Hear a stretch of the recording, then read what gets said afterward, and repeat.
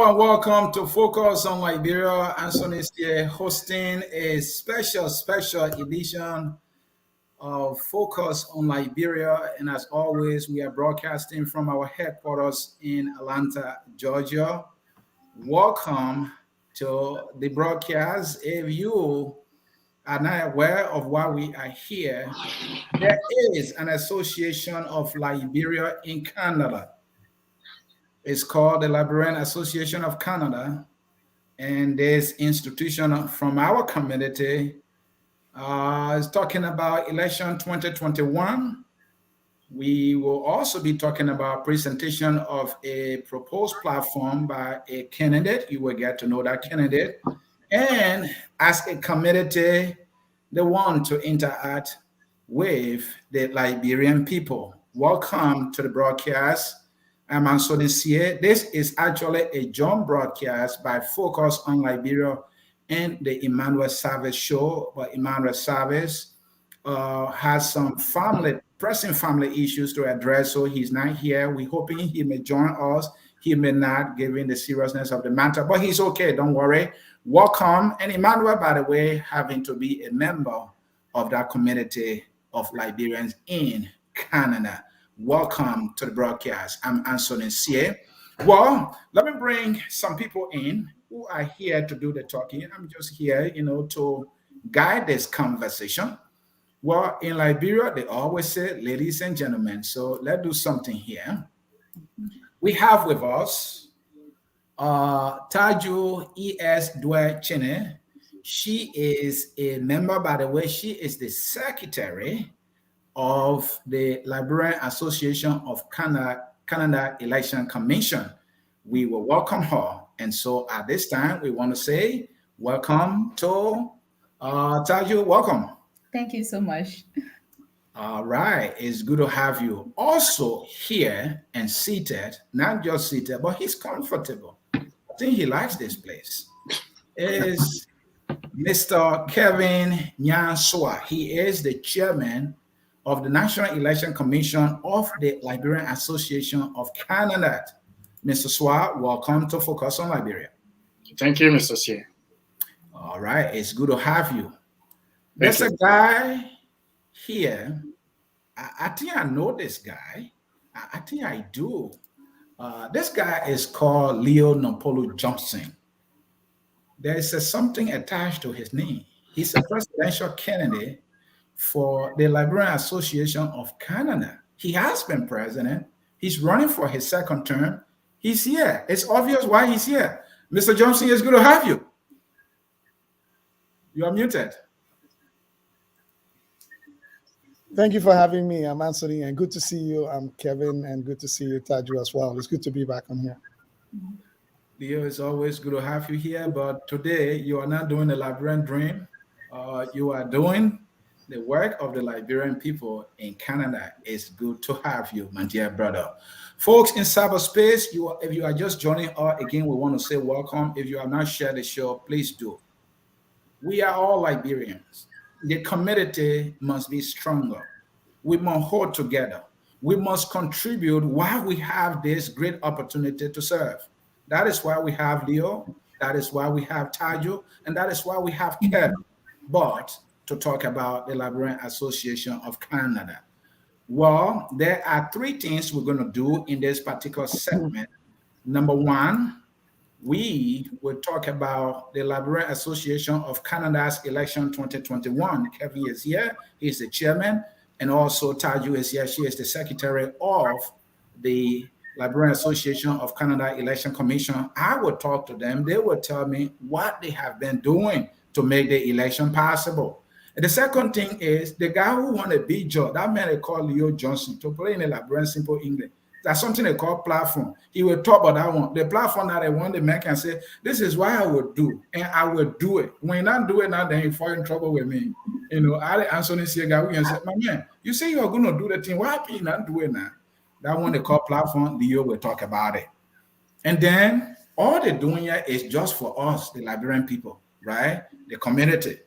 So they will talk to us small. We'll interact. The big boy interact. So we'll interact small. Well, folks, Anthony C again, welcome to this special broadcast here by Focus on Liberia. Let's get started here again. Team LAC, the Liberian Association of Canada, we can welcome you enough. We wish Emmanuel well. We hope he joins. If not, that's okay. We will handle business here. Let's start with a little bit of introduction. And again, they can say, ladies and gentlemen, so let's bring our sister in.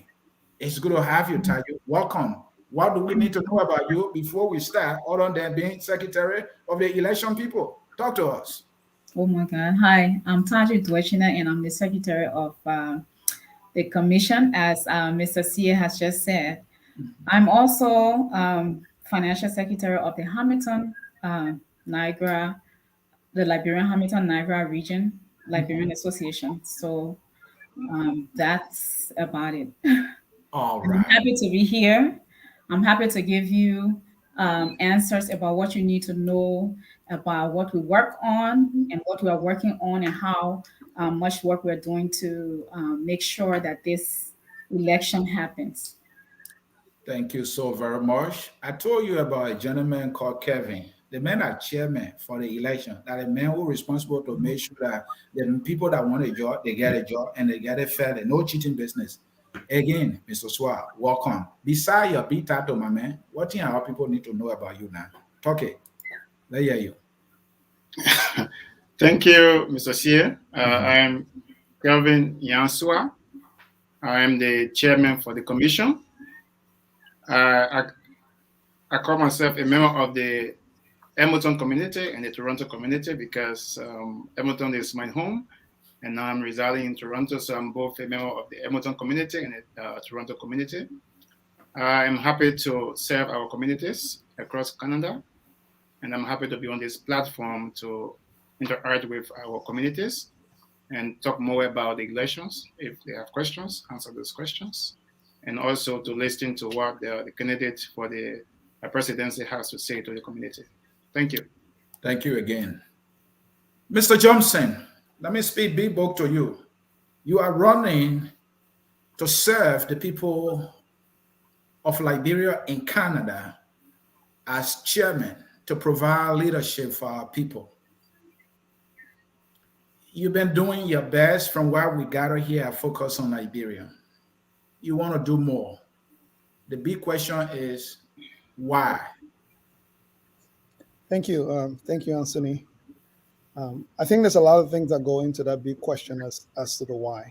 Number one, because I count myself fortunate and blessed enough to have been selected the first time when I ran by the Liberian community in Canada. I think there are a lot of qualified people here in the Liberian community. And in fact, one of them ran against me the first time I ran. And I was fortunate and blessed to have been elected in 2019. We started some very important work 6 months later. That work got disrupted in a major way by COVID-19. But we decided to not use that as an excuse. But we had to double down and figure out what we could do in the wake of the crisis. Why am I running again? I think we started a job and we need another term to be able to cement the work that we've started so that when we are leaving, we're not leaving the community in a situation that is not tenable. I think good leadership is when you leave an institution that you take over, when you leave it in a very strong way, rather than leaving it in a position that you hope somebody else will be responsible for it. But beyond that, we see that there are still opportunities that we're able to bring to the table that will be able to strengthen our community and also just increase the opportunity for others who might be able to come and serve after us. Thank you so very much, Mr. Johnson. So like I started, folks, again, we want to remind you, we appreciate if you can do us that usual favor by hitting the share button. This is a very important conversation. I continue to tell people leadership is key. When you saw Mr. Whiteman going on the moon, that was leadership. Some people think that's science. That's true. But that is true also that it is leadership. We need that in our community, in every nook and cranny of our community, so that we can become a better people. Leadership will do that. Some people don't believe that, but I do. Let's get started here. Our first segment in this discussion will be about the Liberian Association of Canada election 2022. We have a lady in the house who's going to go give us an overview, a rundown of all the activities what have been done, what have been put in place so far, for which we are here. Let's hear from Tajo. It's good to have you again. So, talk to us about the election. Where are we with the election? What's been done? What are the processes? What are the activities? Who are the candidates? I'm throwing everything at you. Yeah. Well, thank you so much for the opportunity and for giving us this platform to be able to interact with our people.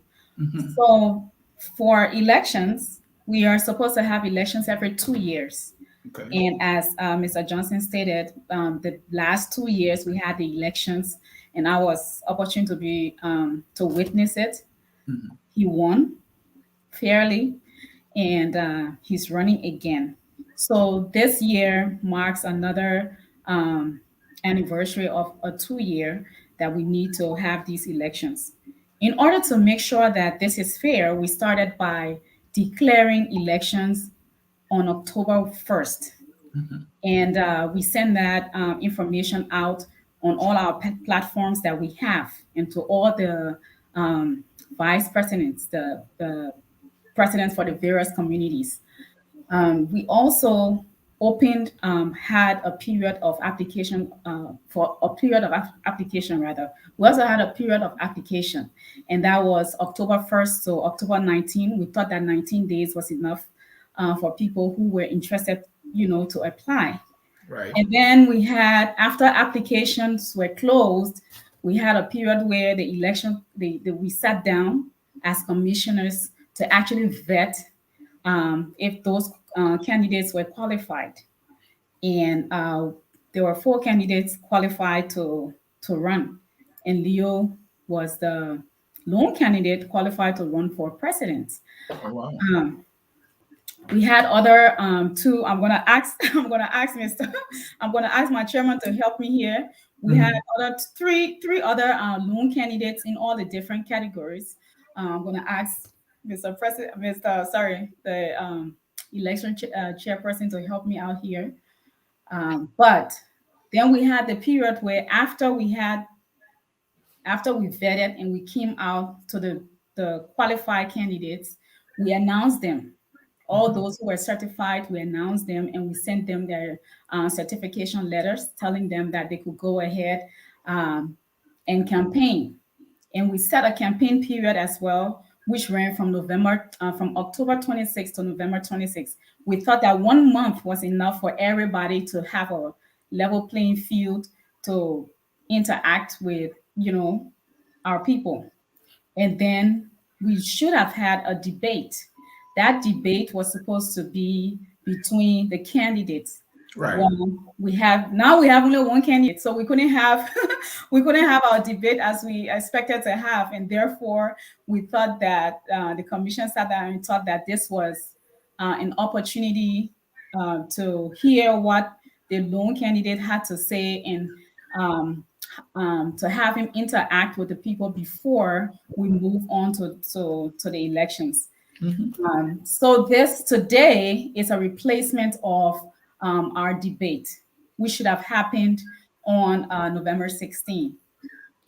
And then we also have a time that set, which is November 21st, Right. already passed. We expected that all organizations across who are members of the Liberian Association of Canada were supposed to send us names of observers and delegates who were supposed to vote. And then after that, we're going to have elections day. Elections day is supposed to be November 28th, and we expect that to come in soon. Now that we have all these lone candidates, I'm sure you already know what's going to happen.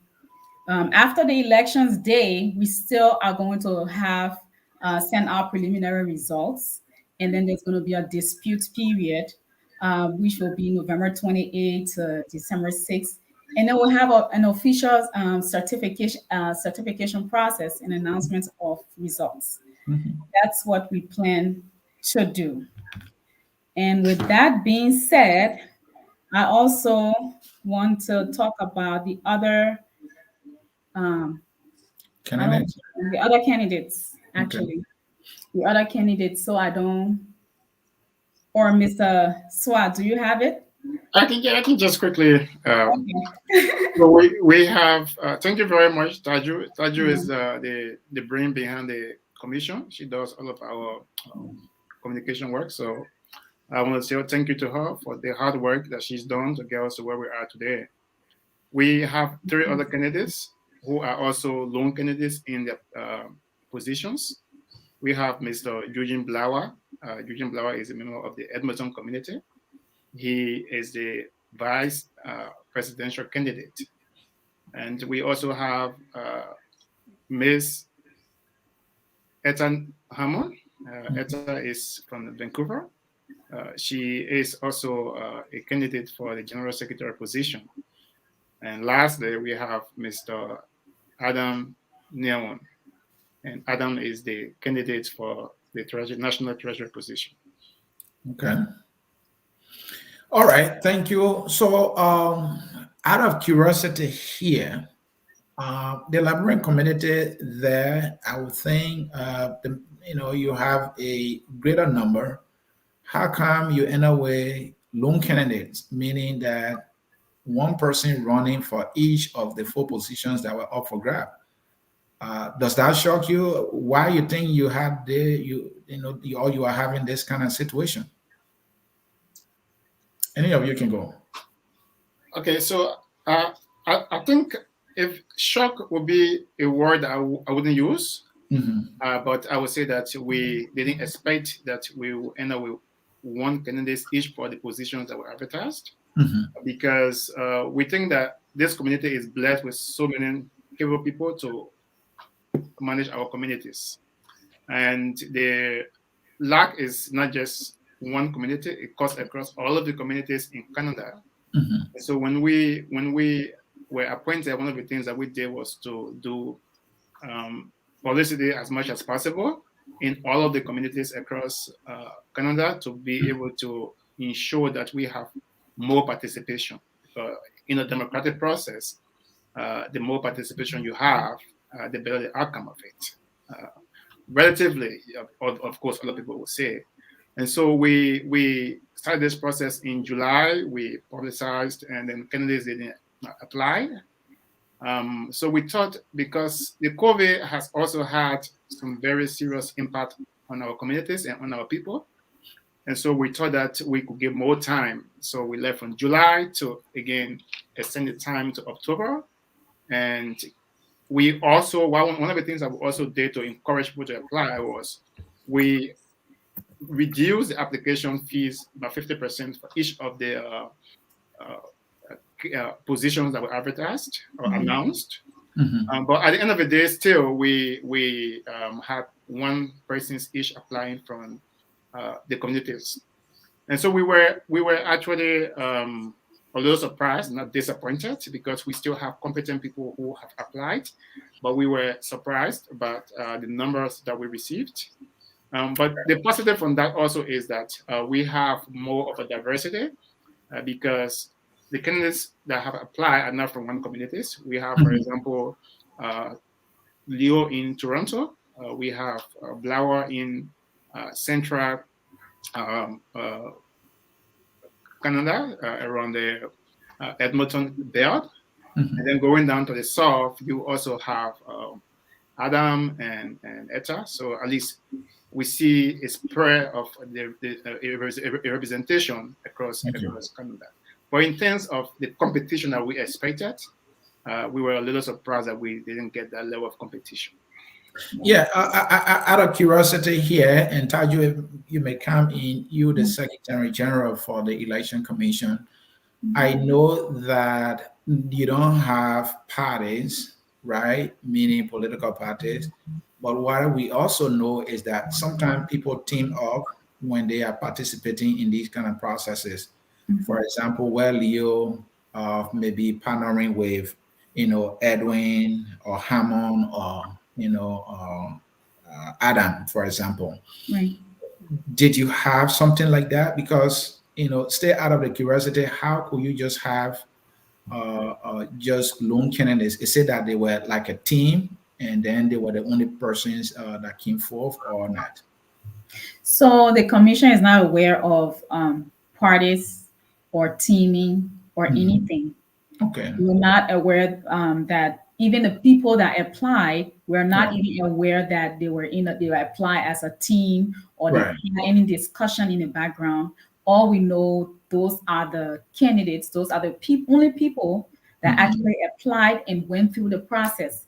And if even though they are the lone candidates, we still Mhm. went through the process of vetting them to make sure that they Right. met all the criteria that we set. Okay. So we don't have any information of people teaming up, in the background or anything. And I think, we extended the time a lot to enable people to just to create a level playing field as much as possible.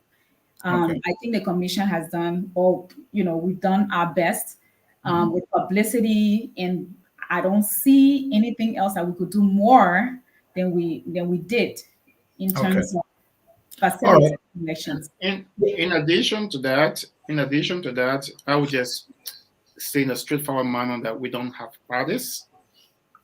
This wasn't supposed to be, and it's not on party lines. I know. There are no political parties in Canada when it comes to the issues that have to do with elections in the communities. All You right. could have people of interest wanting to work together, which is a good thing, but we don't have, say, John Brown and Peter Paul are part of this party, and Peter Paul is a vice presidential candidate to this person, and they are on the same ticket. No. Exactly. Yeah. I know that's why I say I know they are not parties, but how could this be? But then the follow-up question to that is that like Edwin Hammond and Adam, Leo also is a lone candidate. But you, the commission, made a decision to reach out to Focus on Liberia and the Emmanuel Savage show to hear from Leo on his platform. So why don't you have the other three candidates, since they are not a team, they don't share the same vision, I would think, because they didn't form a team from what I'm hearing from you. Why are they not here? So that they too could explain to Liberian people how they will help to provide the leadership to the community, and you have only Leo. Why? That's a very good question, and Mhm. I'll try to take that.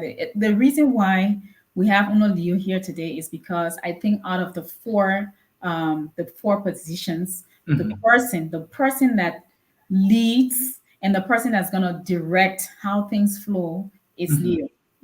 And we didn't think there was enough time on any program to call everybody up, at this point in time to be able to tell us what they were going to do and how they were going to go about it. We thought that those statements could be made, just before about, we cast those vote of confidence in them. Leo already has the experience of running this community, and we thought that coming back to run again, he may have other ideas to actually share with everybody. And your point is genuine, though. Your point is genuine. We should have I'll call the other people here today to also just tell us, even if it's for 5 minutes, just tell us how they were going to support their president, if as and when the elections are over. I agree. I'll take that. Not necessarily the president, but how do we provide the leadership? Because they, have made it known that they want to serve in these Right. capacities to serve the community. So just as you made a decision to bring Leo in, saying you don't have people Right. contesting to provide a debate, we could Mhm. also hear from them. Let me come to you, Mrs. Mhm. Swap. I like the answer she gave, but again, that opened a Pandora box for people to think the commission is unfair. Because if you bring in Leo, who is a lone candidate, bring in the other people, let the community hear from them as well. But you're not doing that. Do you plan at some time in the future to do that? Since it has not been put into place yet. Thank you, Mr. C. That's a very good question because it allows me to provide clarity on a lot of issues. Mhm. First of all, I just want to make a correction. The candidate for the secretary position is Mhm. Etta. Mhm. It's Okay. not Edwin. Okay. It's Etta. Eton. All right. Thank you. Thank you. I Yeah. appreciate that. Mhm. So I want to first take us at the national level Mhm. as it happens in our societies. Mhm. Then I'll bring us down to, so I will do more like a macro level and then macro level. Okay, so maybe let me not go in. I will talk about how it happens at the upper level, and Mhm. then try to see, inform us about why we decided to do it the same way at our own local level. Right. We are all part of nations, and we see that when there are elections, everyone else fits, even if it's in a political party, but people fit in what the president's vision is. Okay.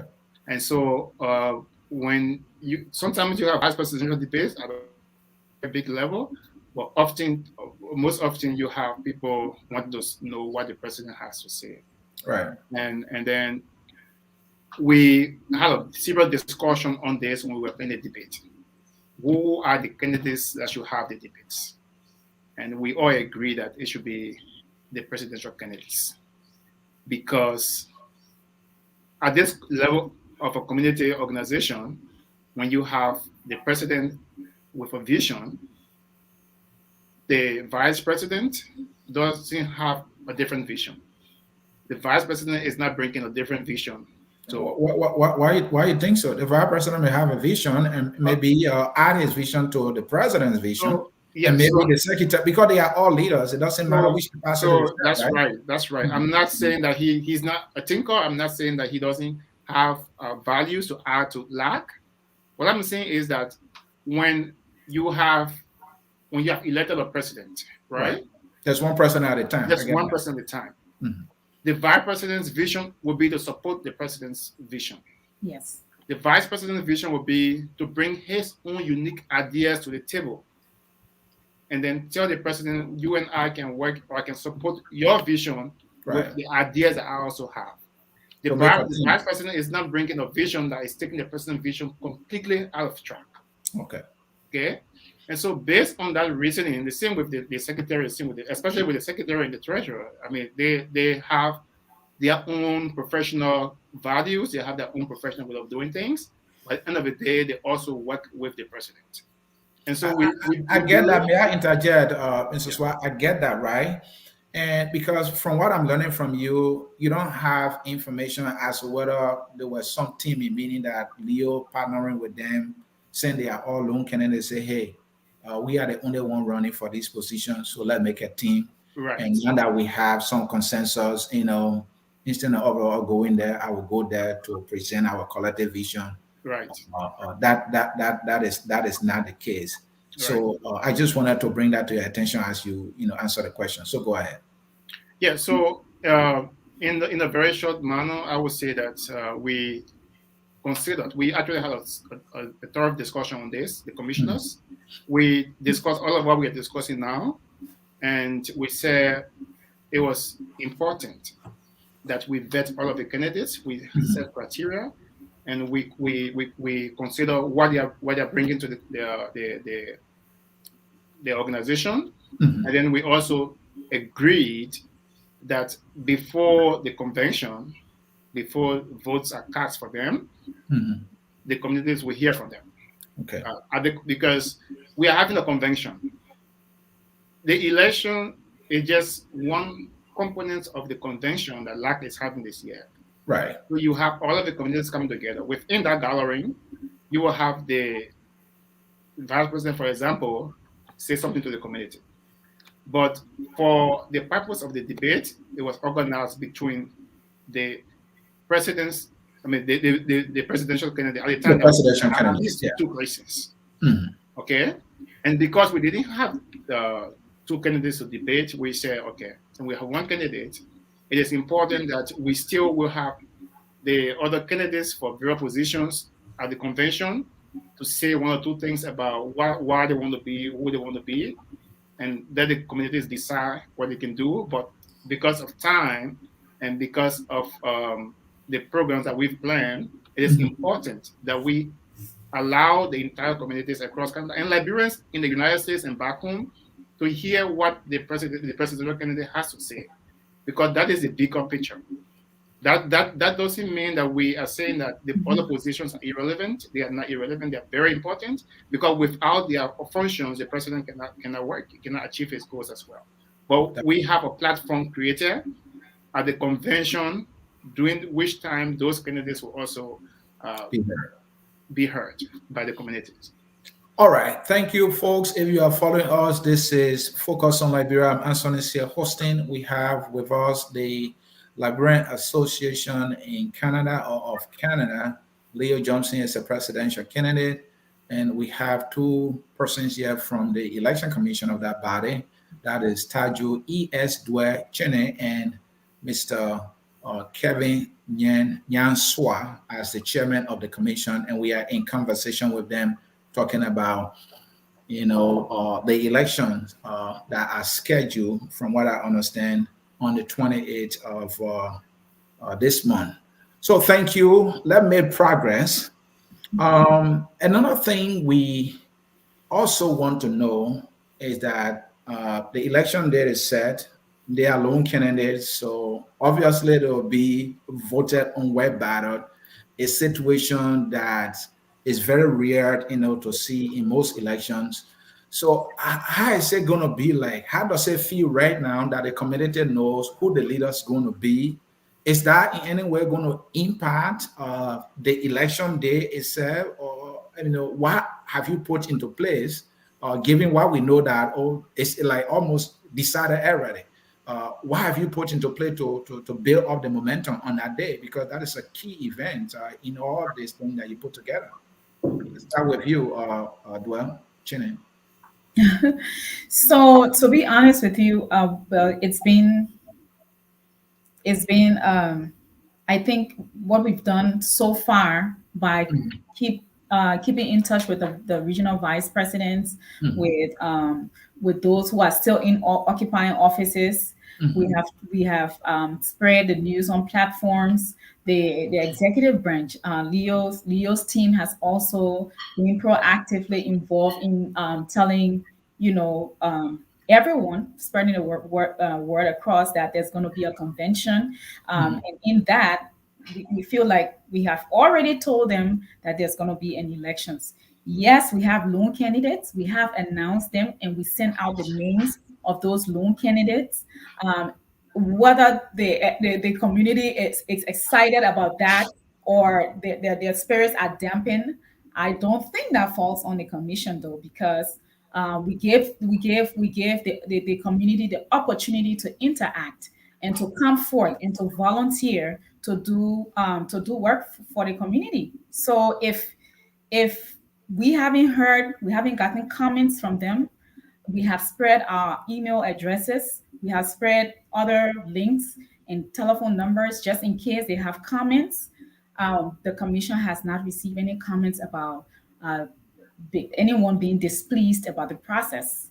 And so our major concern has always been that make sure that communication go out, Mhm. disseminate the information as much as possible, and then make sure that we have created a level playing field, which we have done. Okay. Um, on the day of election, in terms of casting white ballots, we did not even foresee that we're going to be casting white ballots until now. We have lone candidates, and we know that there's going to be the casting of white ballots. So that day is still being worked on. We're still going to work on the modalities of how we're going to do that, because initially we had planned, the commission had planned, and correct me if I'm wrong, Mr. Mr. Chairman, but we had planned that we were even going to purchase an app to make it easy for everyone to, vote online and all of that. But there's no need to go through all that extra expenses when Right. we have just lone candidates. Mhm. Even if one person casts a vote for that lone candidate, that's it. So I foresee my colleagues and I saying that each community across Canada, what they will do is to send a representative, and that representative or that delegate cast the vote on behalf of their community. And once that is done, we will therefore declare the winners. All as right. the candidates. And maybe the good part of it is that you don't have to deal with grievances after the process, right? Because we're going to file a grievance. So Well, that's another thing.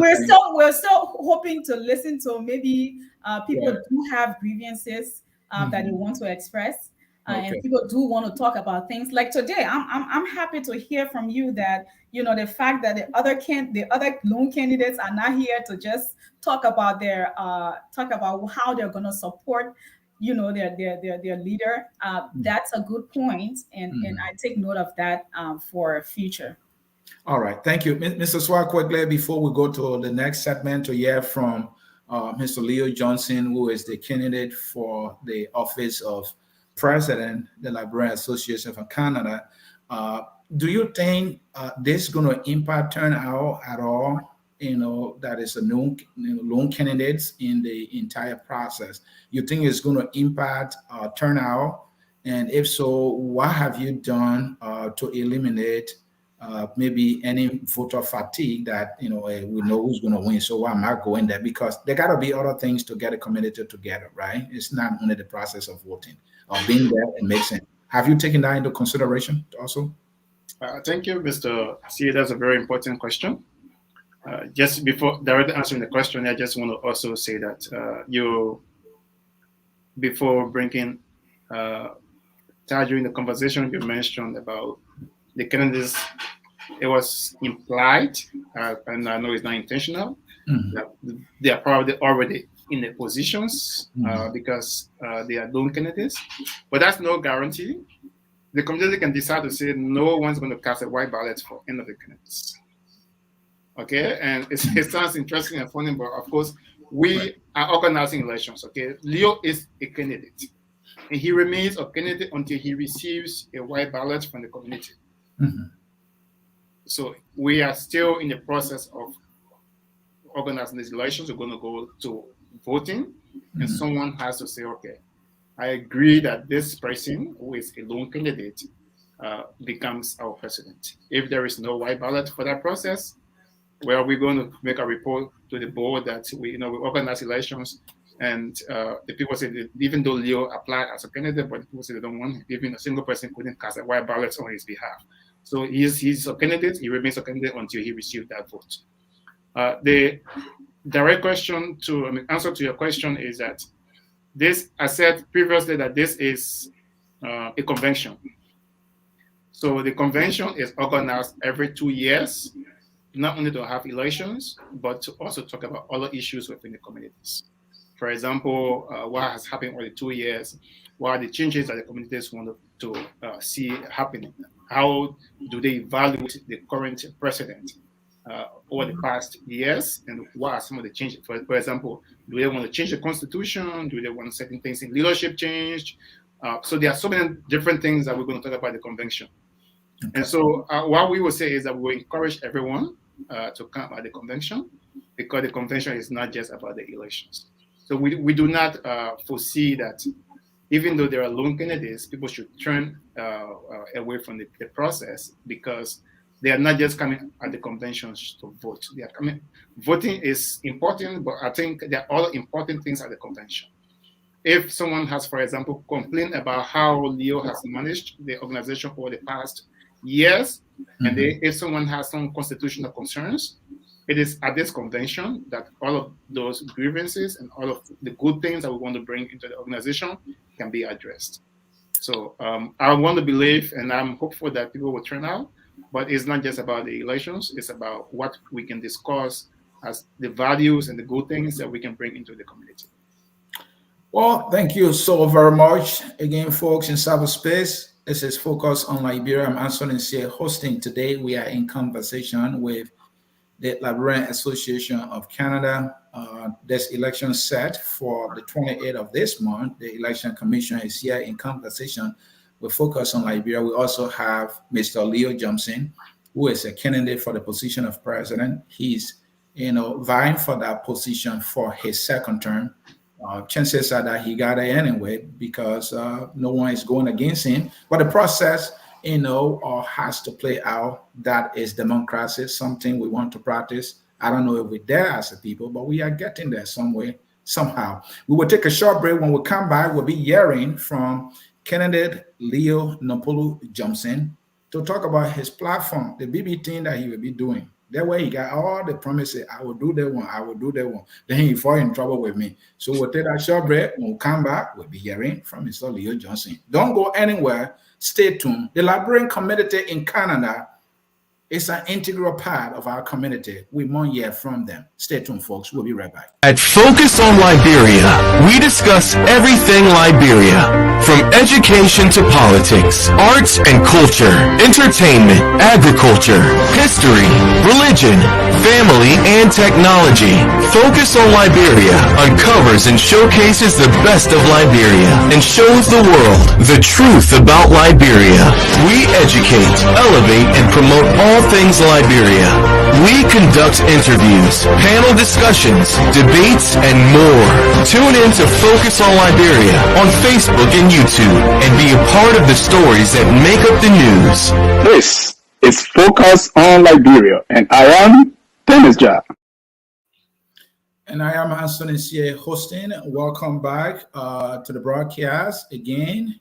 What we are discussing is all about the Liberian Association of Canada's election 2021 presentation of proposed platform and interaction. And so, fellow Liberians, don't go anywhere. After we hear from candidate Leo Johnson, when he shall have finished deliver his platform to us, I will ask him some questions. It will be your time, the Liberian people, to ask him some questions. We apologize that there will not be phone calls taken today. I'm not in studio, I'm somewhere. So I will be taking all your questions from comments. So take your time, put your question together. The guy who running for the big job, he coming talk. Let's listen to him and let's ask him all the hard questions. Mr. Leo Johnson, let's hear from you. You have a platform to share with the community. Usually platform is what you hope to achieve, what you hope to get done for the community. Let's hear from you. Yeah, thank you. And thank you, Anthony, again, for giving me the opportunity. I spent some time thinking about what we could accomplish or not accomplish if we are fortunate enough to be given another term as president of this community. And I've been thinking on a team that we should work under. And my team going into this and with the rest of the other leaders that will be joining in is really going to be mobilizing our community to focus on what matters. And that is important because as a community, we spend a lot of time sometimes with our energy being directed in all kinds of directions, sometimes that really yield no net value for the community. So that is a team we'll be working under if we are fortunate enough to be re-elected as president. And there are some key things I've outlined. One will be elevating the profile of our community and promoting our culture. And what that will look like, as you know, next year, 200 years since the first ship docked on the shores of what is now Liberia. We will be launching a national conference in conjunction with the convention next year called the Year of Providence, which will be symbolic of Providence Island. And I know there are a lot of things that are going on in Liberia. People are having events and stuff, but our goal has been to do it here in Canada so that we can elevate the profile of our community and the presence of our community here in Canada. So we'll be inviting Black community leaders from Liberia, from the US to join us because it will be in conjunction with our convention next year. So the conferences will be concentrated at the convention itself. Another thing we are looking at is investing in our children. And this is something I've always committed myself to, even as an individual here. So I can tell you that we will be launching the first phase of a national youth program, which will be covering 5 cities in the province of Ontario. And our goal will be to build on that foundation to be able to expand it across the entire country so that we have a prominent national youth engagement program for Liberian kids in Canada. Because one of the things we've done in our community has been to disengage our children. We've given them no space in the bigger conversation of our community. So as a result, we're seeing them move further and further away from who they really are. We are seeing them move further and further away. So that would be one of the things we will be focusing on. And I can assure you, for the first phase of that launch, we've already secured the money. So if we are not fortunate to be president, whoever is going to be taking over, we'll have the good fortune of starting on a very good footing. But Again, we say leadership is continuity. So you don't do things only because you hope you might be there. Women leadership and empowerment is also a key piece. And I'll be looking at building on the success we've had in building a national women wing for LAC. In fact, it's one of the most powerful arms of the National Association right now across the country. When the women wing are behind anything, you are very, very sure that it's going to happen, it's going to be possible. So we will look at doubling down on that by ensuring that now that we will be able to meet in person, hopefully, we can start to ensure that the presence of activities of the women wing is being felt in other provinces and other cities as well. Another piece will be governance. One of the biggest challenges in our community is the lack of governance or the misunderstanding thereof.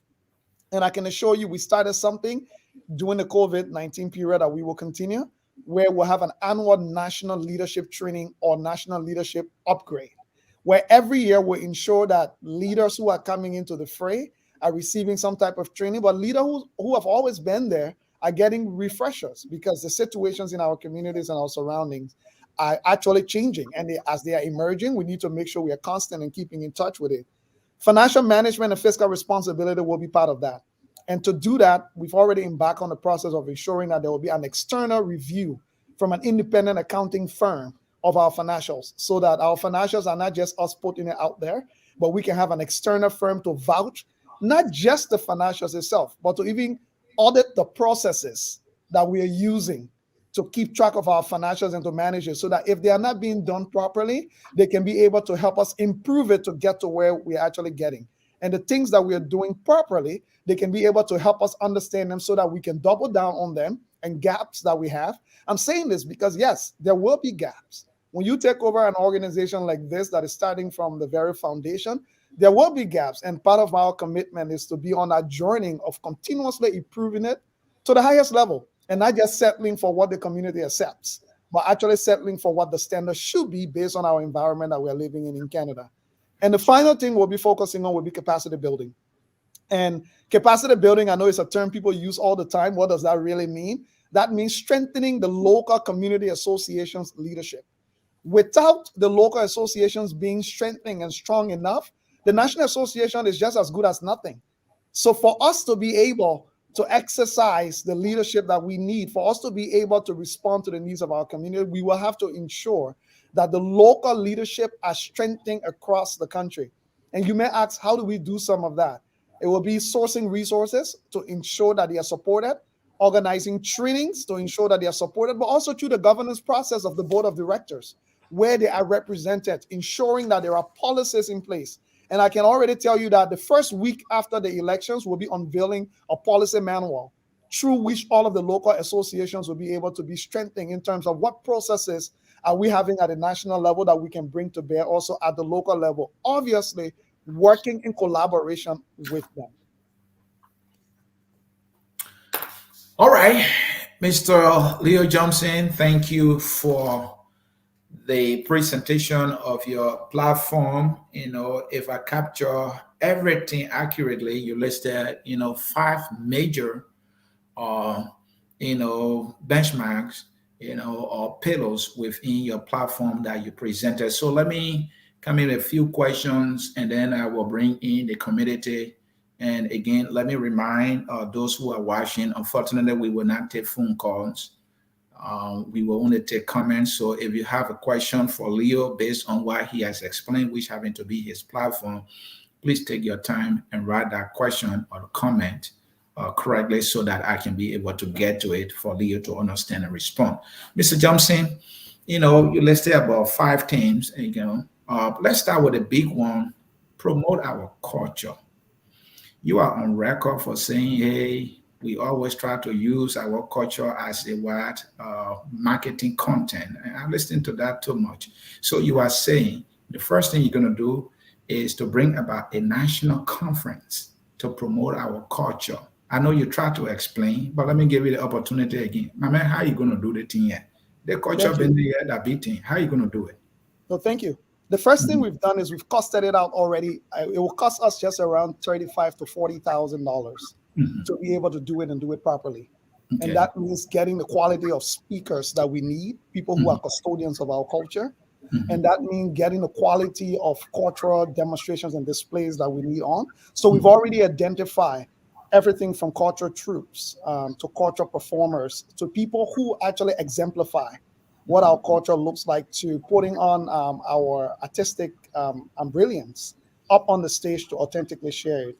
But that also means people who have the knowledge, the expertise, and the understanding to dig deep into our culture. And one of the things we will be delving into in our conference will be to look at what was the impact of what I call the first attempt of return, right? Because Liberian culture and history is very unique. It's one of those that is a cosmopolitan mix of people returning from the North American continent or the North American side of the world, going back to Africa, and then meeting people who were already on the ground and finding a way that those two things blended. And we've seen some of the consequences. We have mixed information of that history. So bringing the experts on board, we've already engaged from Dr. Patrick Burrows to a few others who have actually demonstrated their brilliance and their academics in that particular area. So we've costed it out. So we're not just saying this stuff in muff.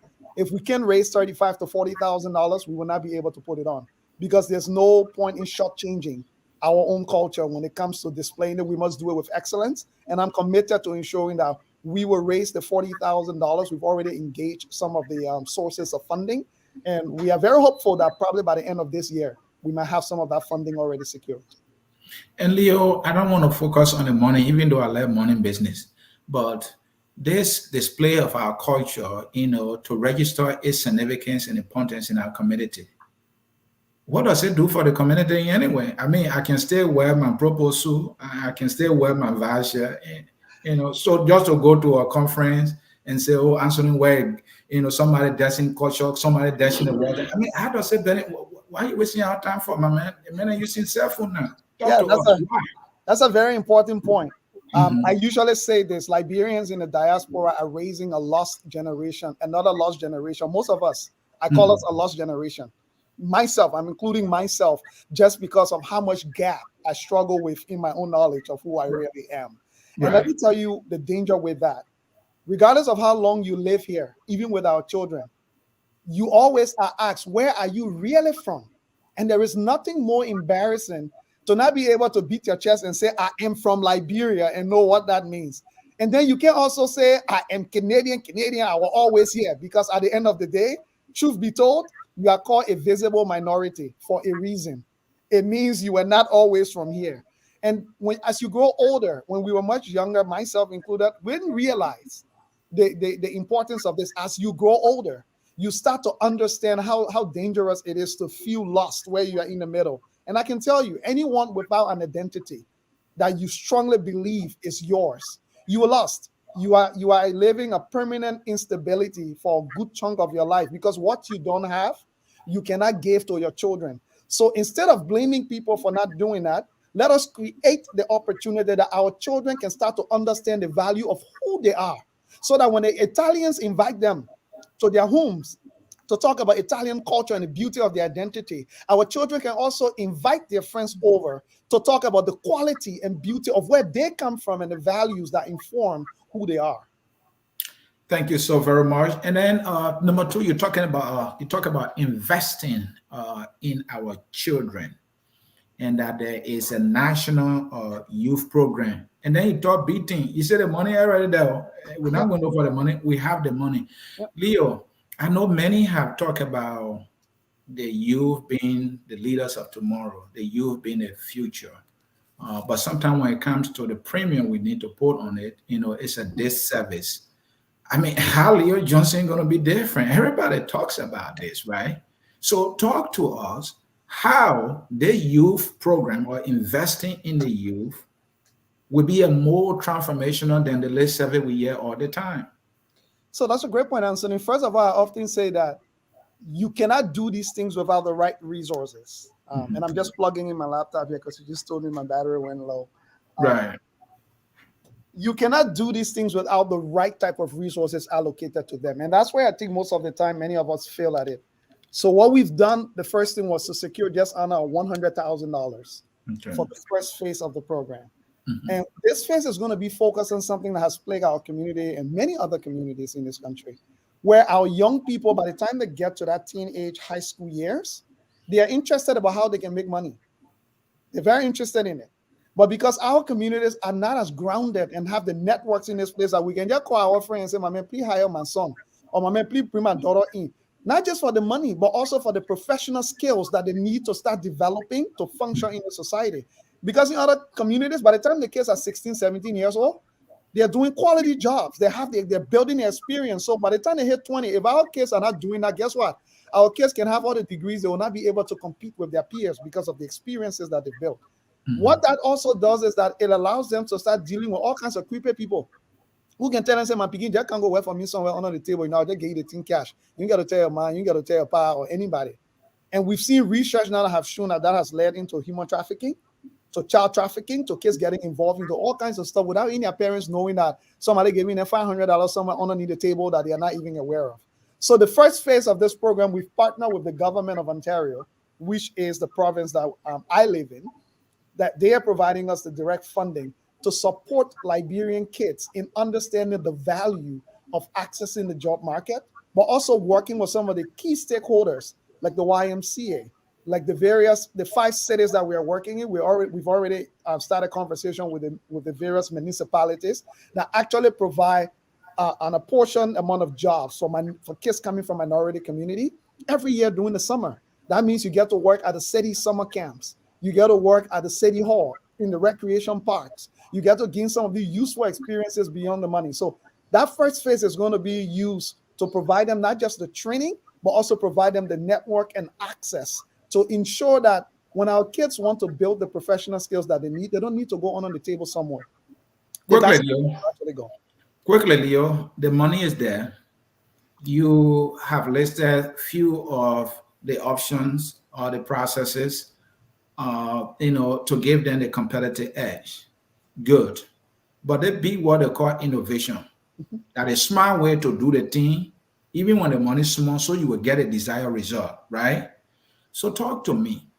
The work kids, if I can pull it that way, they somehow have the competitive edge already. How can this funding be used for the Liberian child, even though in a better environment, but can also compete?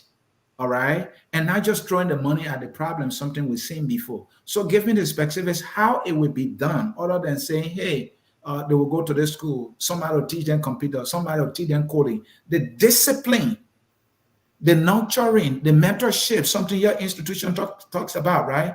Put all those square, in the hole for us. How is it going to be done for the youth to be at our advantage? This is a competition. Absolutely. So first of all, what we've done in every city that is a beneficiary of this grant, we're hiring 2 people directly from within our community, because you need someone who understands the nuances in our community and the issues in our community, but who also understands how the society runs, to be able to blend both. Because what gives you the edge is if you know how the society here run, and you can also understand the hustle, and and in our community, it gives you an edge, because places where the white kids or other kids will not be able to understand what's going on, you will have an edge to be able to manipulate your own way around. So in every city, we are setting up what we call youth coordinators that will be responsible for running these in the local cities. But once a month, all of these kids will all go to one city. So let's say this month, if we decide that we are coming to my city, which is Hamilton, all of the kids will be transported safely for a one-day mini conference. And at that one-day mini conference, we'll be hearing from some of their peers who have managed to manipulate the system, navigate it, and are already succeeding. Because guess what? There are kids like that here already doing that. There are kids who've penetrated the systems already. But because we are not organizing these things, they don't have the opportunity to interact with their peers. If it even means going to the Ghanaian community, going to the Nigerian community, other similar communities who seem to have understood how to navigate the system, but some of them who already sit in high positions of influence that can be able to say, Leo, you know what, we'll help with 10 kids, or Leo will help with 5 kids, so that we can get them ahead as quickly as possible, because I can make the decision for the next 5 that needs to be higher, or the next 6 that need to be higher. Because in this country, that who know you, the only difference with the who know you here is you must have the competence to accompany it. So what we will be doing will be making sure we are preparing our kids so that when somebody say, Leo, we know you, we want to give you 5 slots coming up. We can say we got 5 kids that meet the qualification that you've outlined that will be able to take advantage of those 5 slots. So when you talk about innovation, Anthony, we are also doubling down in these sessions to not just talk about employment and jobs and professional skills. We're talking about culture education as well. And that's why the local program coordinators are very important. So we're killing more than one bird with one stone to say we can also use it to start educating our kids about culture. One of the things we've done, we've ordered a series of books from Wiser Than His Father to Dr. Wotton Sangawolo, The Rain and the Night. We started doing these reading exercises where we read these cultural stories and then discuss what did we learn from it, the settings of it in our local culture. These are things that we grew up with in elementary and junior high school that have been despised now, that our kids no longer see. So to the point of the innovation, I can sit here and tell you I got all in my head. Some of the coordinators we are bringing on, we are empowering them and giving them the opportunity to also inform some of the things that we will be doing so that they can also take ownership of it. And finally, you had in your short answer here, because your list is long about 5. I want us to go to women empowerment, something I care about. My mother, I know her, I love her. And so let's talk about the last segment. When a kid is in a program, and it's even with adults, right? You need that something that will motivate them. If they make effort, how are they rewarded so that they can continue to pursue, thereby motivating others who may have challenges if they see their friends succeeding and getting rewarded for it? Do you have anything in place to reward the kids as they go through these processes that will motivate them, keep them going, and others to follow? Do you have anything like that? Absolutely. So we call that our incentive-based approach. So first of all, each of them will be getting a device. It could be a laptop or whatever right away from the get-go. Because if we're going to say we want to participate in the monthly training or whatever, we'll be giving them exercises and work to do. We need to ensure that they have the necessary equipment to be able to take advantage. Some of the things that maybe their parents can afford to buy them a $700 laptop, or maybe it'll be an extra expense on the family. We can now provide them one that is exclusively theirs, that they have earned as a result of participating in this program. Beyond that, we'll be having monthly prices. We've already engaged Best Buy, we've engaged Walmart on different gift cards. That every month we'll have monthly prices for the top performers in terms of the tax that they will have to do every month to incentivize them. Now, in our world as adults, those things may be minor because we can go and buy it, right? But in the eye of a 15-year-old or 14-year-old or so, that is major. And that is not just major because of the price, but it is major because they earn it by their participation. And there will be other things that we can actually think of. But right off the bat, those are some of the incentive-based mechanics that we've already put into place. All right. For the next segment, I'll be asking one question in to bring in our audience. Let's come to women leadership and empowerment that you talk about. When our women are involved in leadership, when they are empowered, we'll have a better society, we'll have better family, because there'll be 2 solid incomes coming, and maybe we can have 2 teachers, we can have 2 leaders in the family other than one, right? I mean, they both say 2 heads are better than one. Leo, when we talk about women empowerment and women leadership, I'm not trying to cast our sister down. I know some of our sisters who are even doing better than us, but it is a fact that majority of them say, oh, when you go to program, they're in the kitchen. How do you change that narrative with this leadership and empowerment program that you talk about? We've already started changing it. First of all, I'll say to you, since I took over from 2019 till now, despite COVID, we've been able to empower our women and support them to create the National Women Wing under the leadership of Patricia Alma, who's our National Women Coordinator. Currently, they have over 100 women mobilized in their group. I will tell you this today. All of the initiatives that we've undertaken, I would say 75% of that support have come from our women. But that's just the empowerment side to bring them into the fray. But what you're talking to, we've already started changing some of that. Unfortunately, I only had a chance to do one major event when I became president. That was the installation in terms of in-person before COVID. And you can ask the women. I said to people, we set up the program organizing committee and the program planning committee, men and women. In the kitchen, if you can cook, you can help buy the chicken. If you can cook, you can help cut the chicken from the ice. That's what we can do when we go into an event. We all go to our hostel to go get dressed. Then the women are in the kitchen while we sit in our legs trying to get in charge. Then the women are running around trying to figure out how the food will happen. No. At the event that we had at the installation, it was an classic example that we used. Everybody left the hall to go get dressed the same time. We showed the time we had to be there to set up. Men and women were there at the same time. We all finished setting up. The women and men left the hall together to go home and get dressed. And when we came into the hall, you can ask the women that were involved with the planning of the program. We ensured that after the program, we all stayed, the organizing committee, both men and women, stay back to clean up the hall. Our women then were nicely dressed by 7 o'clock when it was time to start the program too. They themselves were spiffy and they're ready to actually participate. Because I will tell you one thing, it's an insult, it's an abuse for us. By the time we are discussing any time program, the first thing we'll talk about the food, oh, yeah, let's give it to the women there. What kind of problem is this? Who told you men don't cook? Who told you men don't clean chicken? Who told you men don't cut the fish? Who told you men can boil the or bitter ball too? So at the end of the day, we all need to put ourselves where we are. But one of the challenges has been because of the lack of resources, Anthony. By the time one has something small, we say everybody put $10 together. They will say, the women can contribute the chicken backs. The women can contribute the rest. No, if we don't have the resources to do something, we will not do it. But above all, I've been fortunate to be surrounded by some powerful women leaders. I would tell you on my entire team, we have more women than men. And because we have more women than men, I will tell you some of the results that you are seeing today is as a result of having that leadership. And we will continue to build on that women leadership because, in my opinion, they get stuff done, sometimes even more effectively than us men. Leo, quick answer to this one. We Liberians, we are bad with time. That goes to say that our women are worse with time, based on my experience, and I could be wrong here, right? To do the fingernail and all that. And we are talking about women empowerment. We're talking about equality here. This might be a nuance, and I might get in trouble for that. I'm not afraid of trouble. Do you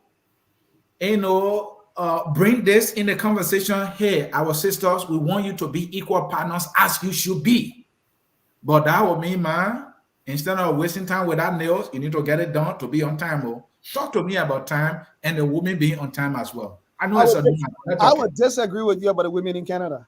Okay, talk to me about that.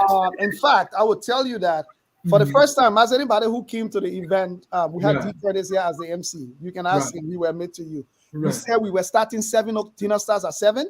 The food was on the table at 6:55. We said dinner was from 7 to 8 o'clock. 7:55, they started to remove the food away. The program, the actual original program, went for an hour and a half.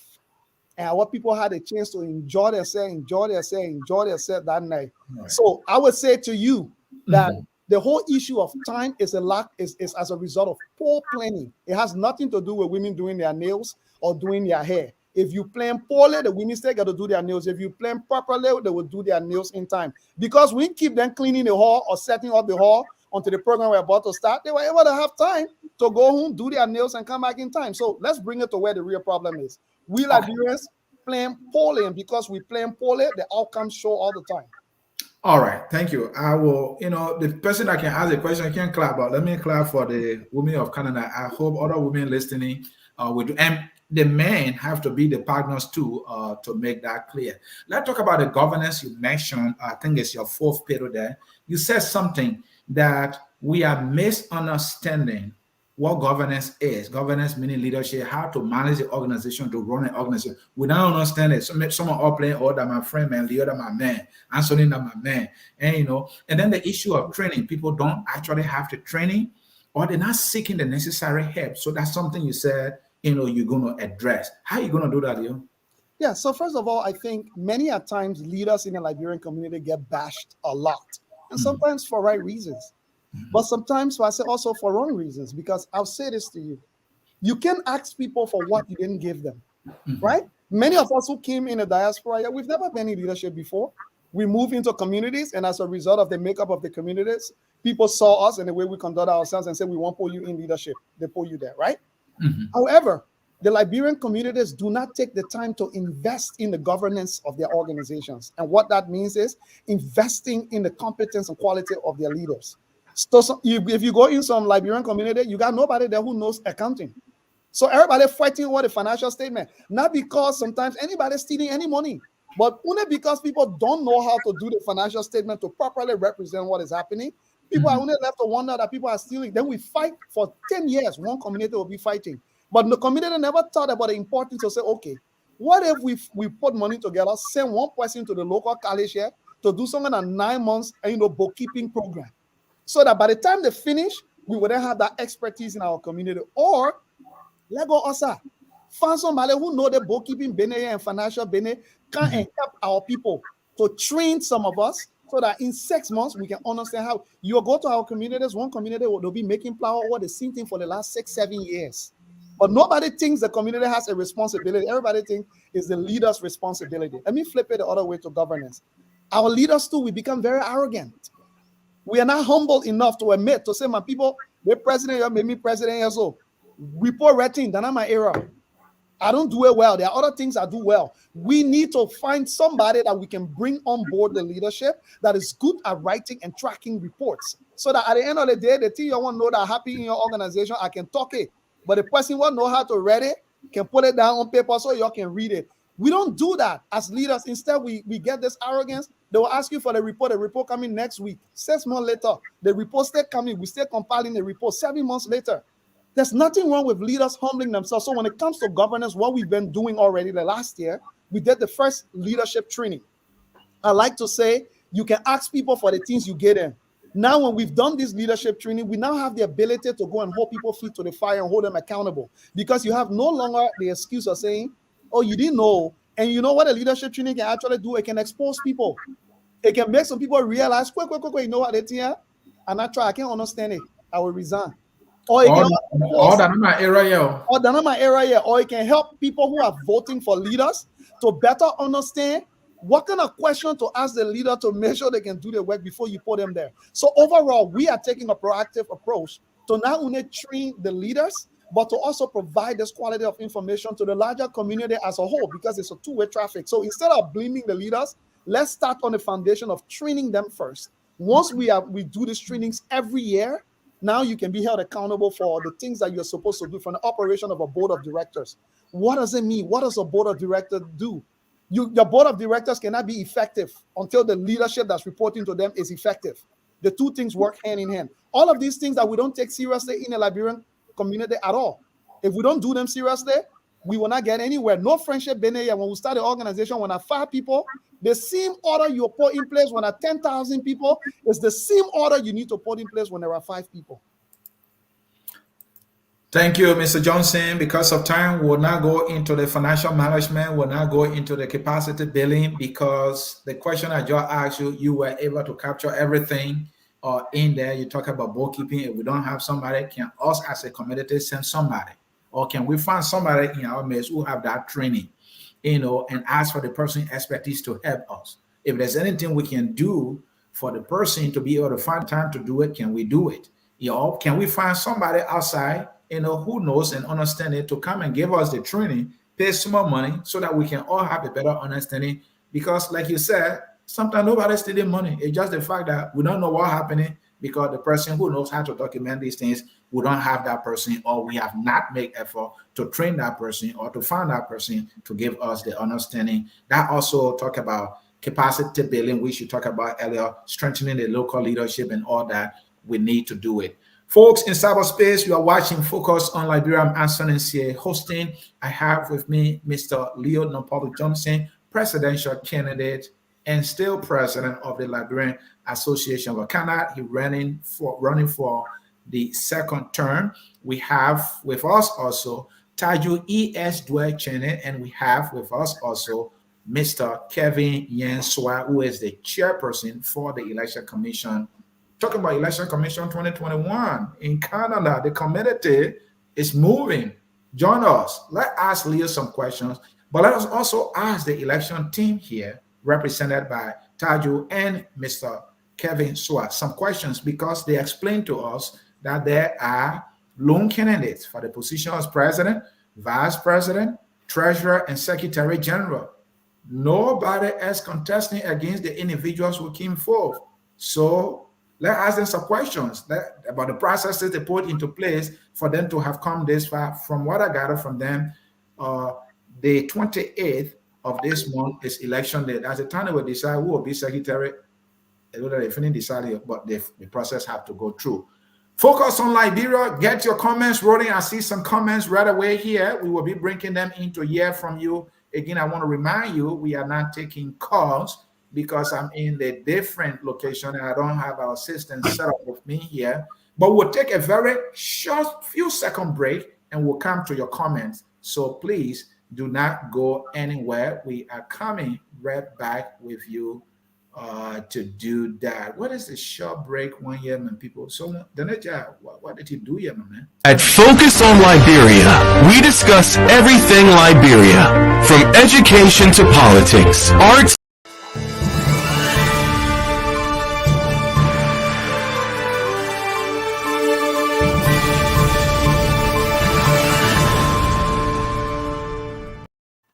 All right, folks, we are back with you. We will go into your comments. Leo and the election team, Tajo Dwe Chene and Mr. Swa, please take your pen, write down any question or comment that will be directed to you from the election. And Leo, anything for the president with small p, not a capital P, write that one down so that at the end you will be able to respond to them. Yeah, I'm answering. Just I know. Go ahead. Go ahead. We'll come to that later. Okay, thank you, Leo. Let's hear from, I think it's Robin Kane. I'm following you from Ghanansville. Thank you for joining us from the Mondoland. Let's hear from Lincoln Denoir. Leo and Johnson, you are a good person. Lincoln again, how can I get your information, Leo? Leo, you're in trouble here. How do I join the Liberian community? Please send me the information. That is from Elias Lois. Please take note. Maybe you can write the name down, reach out to them on Facebook. The person might be in Canada and having had a time to join the organization. Riverside Pro just arrived. Do you have individual leaders in different states of Canada or just want leadership for the entire Canada? All right, that is a good question there. Riverside Pros again. What are some projects LAC, that's the Liberian Association of Canada, has embarked on to improve life back in Liberia? That may be a question for any of you, maybe for Leo, who is the leader right now. Francis Beal, the idea of having LAC is great, but I think a lot is missing from so many angles that many of us don't understand how people can run for LAC position. Election people that are trouble there, that person said, we don't know how you're doing the thing here. Maybe the person had interest, so you need to provide some answers there. Riverside Pro again, why is only one of the candidates, including 2 election commissioners on the platform? Where are the other candidates? I think I asked that question and the answer. Riverside Pro wondering here, lone candidate? Yes, my friend. Emmanuel Jesse, Leo is the best. Somebody finna giving decision, the election commission. Augustus here, right? How a lone candidate go to election? I'm confused. Don't be confused, my man. The other people say they don't want to run, and the man won't run it. That one, and I need to make you confused, my man. Riverside Pro, the Liberian community in Canada seems weak and lack any political ambition. How can you have a lone candidate in a population of tens of thousands of Liberians? That person is wandering in Wonderland in the Riverside Pro. Let's hear from Rosia here. Because they don't have what it takes. That's why Leo is there. Oh, the other person is talking, playing hardball. They don't have what it takes. Nobody's stopping them. Riverside Pro, the Liberian community in Canada seems weak. I think we just read that. A person wrote it by again. Let me hear from a good friend here, Levy Thompson, a great follower of Focus on Liberia. Hello, Anthony here. Yes, hello, Levy. What's up? Let's hear from Rosia again. Leadership has something to do with consistency. That's a message for those of you who are leader. Me, I'm leader. Riverside Pro again. We are in the diaspora questioning the process in Liberia, yet you cannot even produce a candidate to challenge the incumbent. What an embarrassment. Riverside Pro is not holding back his sentiments. Let's hear from Herring. Yeah, Herring. I don't want to read the French version. Let me read the English version. Hi, Mr. Johnson. My name is Herring Arrow Gittins, if I got it right, watching from Liberia. I want I wonder what you hope to accomplish in your next term. Leo, finish explaining that one to you, my man. Yes, bro, Leo. Let's hear from Dama Johnson, Riverside Pro. This process was open to everyone. That is a great answer there. Let's hear from Riverside Pro again. You are running on autocracy in Canada, but questioning democracy in Liberia. Did Leo stop anybody from running? Maybe that's not my place. The mail answer that one there. Riverside Pro again. Why are people reluctant? I'm asking that question. There could be an issue that we are not hearing. Maybe there's an issue, and they will tell us why the people not running. What happened? Maybe Leo, the man well, Leo, sorry to use it, but you can count the people afraid of you and knock them out or what? Let's hear from Jerry here. How long killing will stop in Liberia? My man, we're not talking about killing you. We are trouble from here. We're talking about the association thing here. Riverside Pro, what is the need of an election commission when you have a single candidate? There's a need, my man. A democracy, it calls for it. We must do it.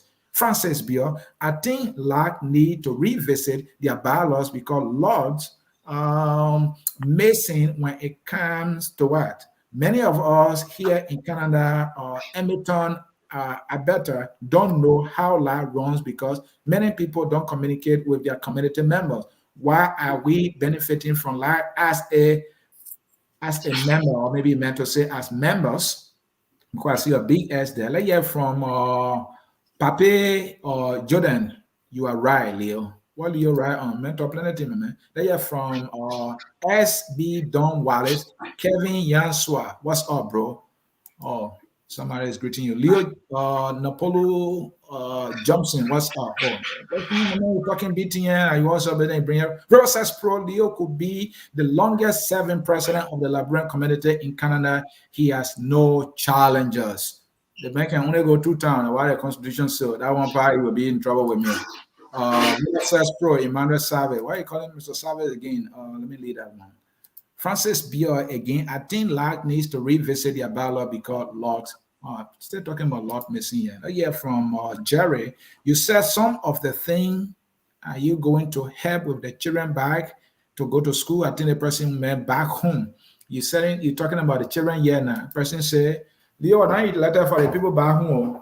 But the person get a good question, man. The children in Labrador, they need help too, my man. So Leo, we'll hear from you on that one.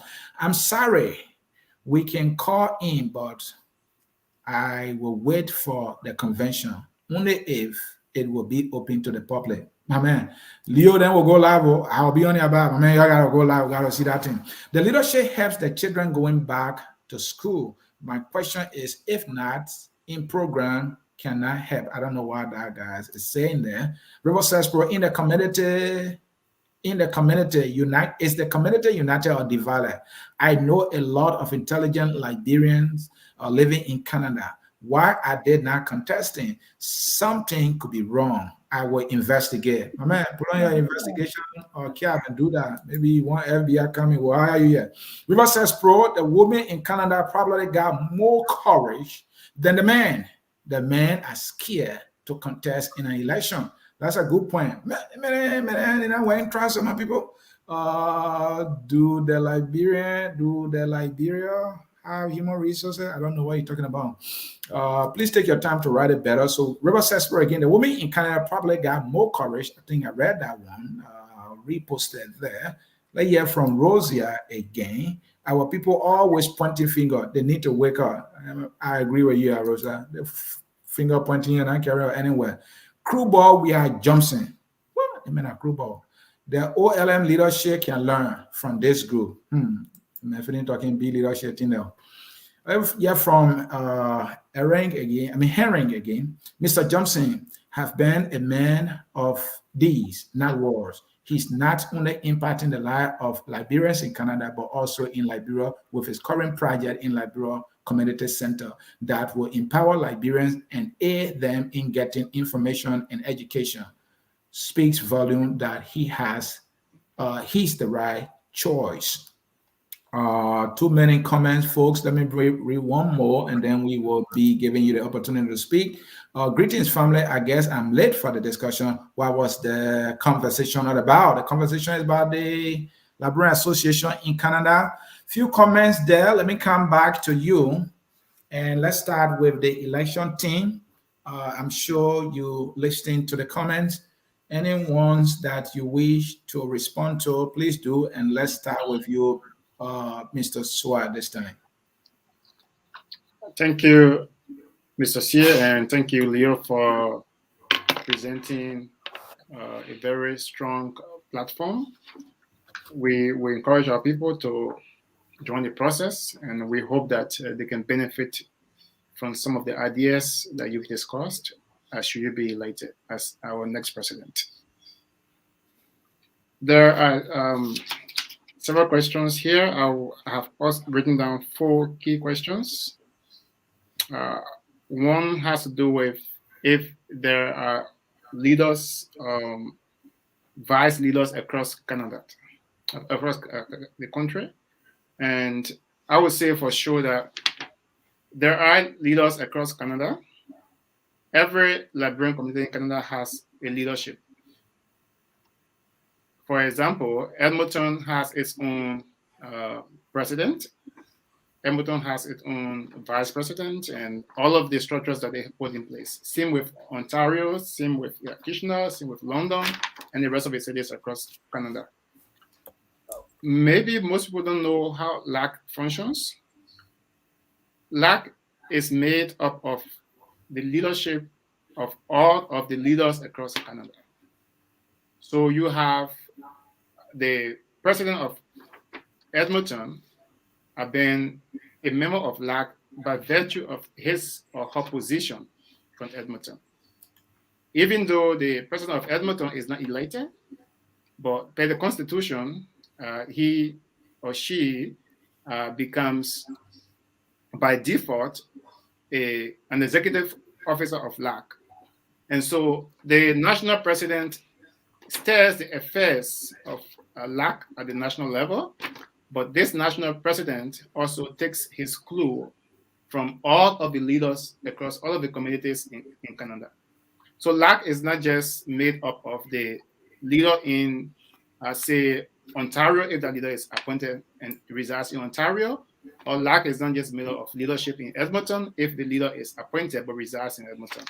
LAC is a national organization that is made up of all of the leadership of Liberian communities across Canada. So I just want to provide that information. The president could speak more on that, but if this pertains to the election, as to did the commission contact leaders? Yes, we did. In fact, one of the things that we did was when we drew the guidelines for the elections, we communicated same to all of the leaders across Canada. They are called regional vice presidents, and they are all officials of LAC. So they've all received all of our communications. The guideline, when we write the board, we see all of the regional vice presidents. When we write the president, at the time he wasn't a candidate about issues pertaining to LAC, we will see all of the regional vice presidents. The reason we did that was that just as questions have been asked about why certain candidates getting, or why do we have a lone candidate, we try to create publicity and we try to encourage participation in the process. And so there is not a single leader within the Liberian community in Canada that would say that they don't know about this process. But what I want to make clear is that if a leader chose, and I don't know about it, I have no evidence, but if a leader failed to inform his or her community about this process, for which reason the community is not participating, that's not the commission's responsibilities.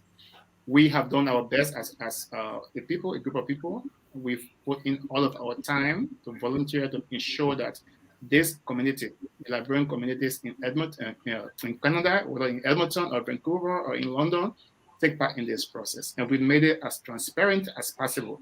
You can go on Facebook, you can go in all of the chat rooms that Liberian community members are in Canada, and you will see all of our information. So there have been nothing done under the table. There have been nothing done that lacks transparency. We've done everything. It's public information that we provided. So, and Mr. Swire, if I may follow up quickly here, please bear with me. I know you send these communications to the regional vice president, meaning leaders representing the different localities in Canada, making a Liberian community.